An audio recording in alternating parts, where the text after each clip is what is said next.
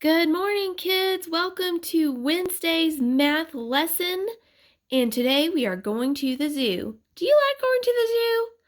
I love going to the zoo.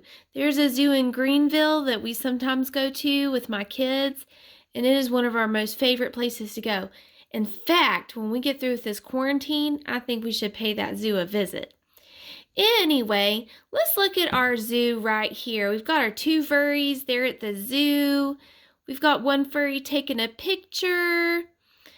We're going to talk today about our favorite animals at the zoo. Now, it's kind of hard to pick, I know, but what is your most favorite animal at the zoo that's in this picture right here? So we got some lions, we got some bears, and we got some elephants. I tell you what, my most favorite animal, I think, is going to be the elephants.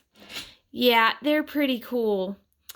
And you know what? I think my next favorite would have to be the lions. Yep, the lions are pretty cool, and we don't get to see those. They're not native to Asheville, which means they don't naturally live here. So that's pretty cool when you actually get to see a lion in person. It's pretty neat. Okay? And you know what? I really love bears. But if I had to put, of these three animals, if I had to put one in last place, it would be the bears. Because you know what?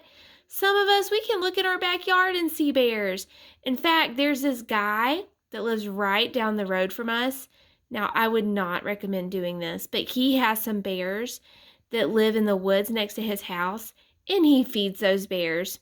He's kind of crazy. Yeah, I wouldn't recommend doing that. But anyways, because we get to see bears here, they live here, they are native to here, I would have to say that if I had to choose which animal to not see at the zoo, I would pick the bears.